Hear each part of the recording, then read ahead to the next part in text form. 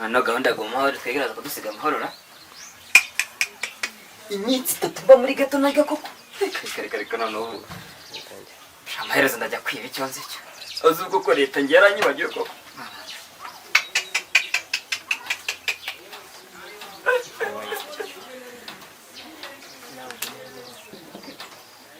simbigenze nera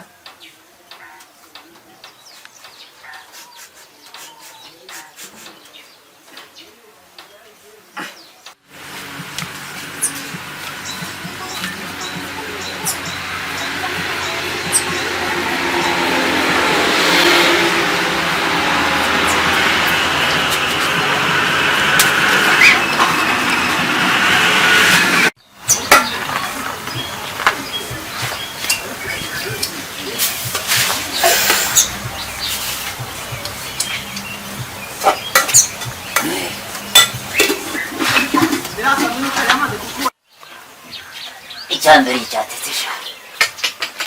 ndakigogera ntabwo cyaribwa cyonyine ahubwo reka yitwaze akavoka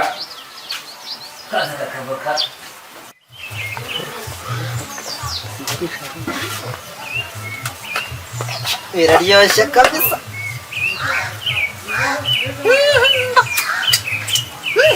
sha stay home we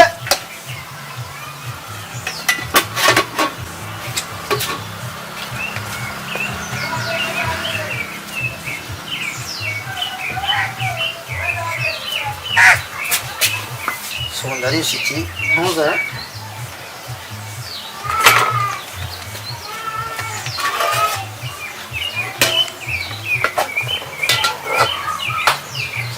ibingibi hasi shaka mbona nabyo bigiye gushira tungo tunatwiruka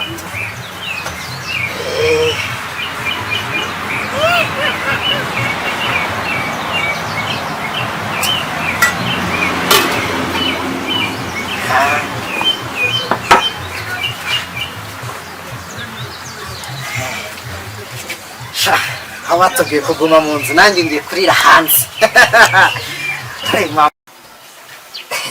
ndabizi nanjye umushyitsi yizanira impamvu ati mbirigi nzajya kurisha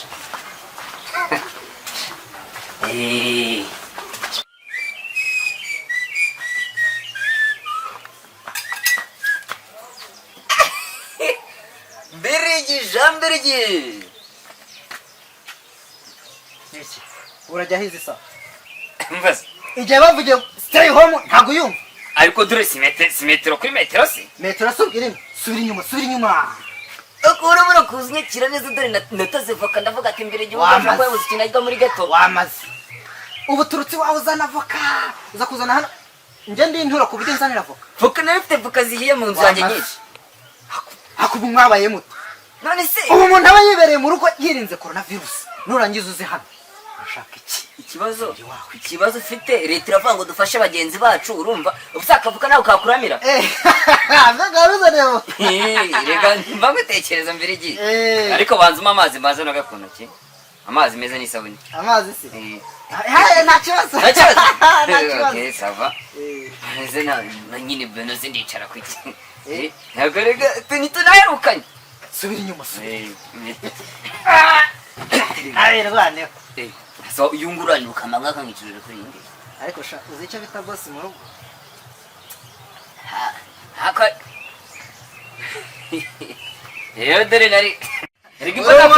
ari jibu umuntu w'umugabo uriya sibyo urya na mudarashi aguraye ese uko bize hari ikintu dufite se nitwahashye cyari ese ahubwo njimbuza n'ibiza amazi iki kintu gikarabe ntabwo nkizeye ko gifite corona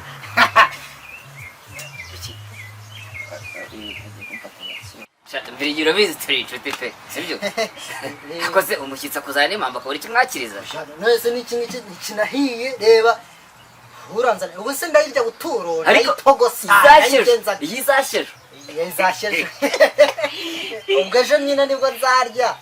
nta kundi ndabizi ntabwo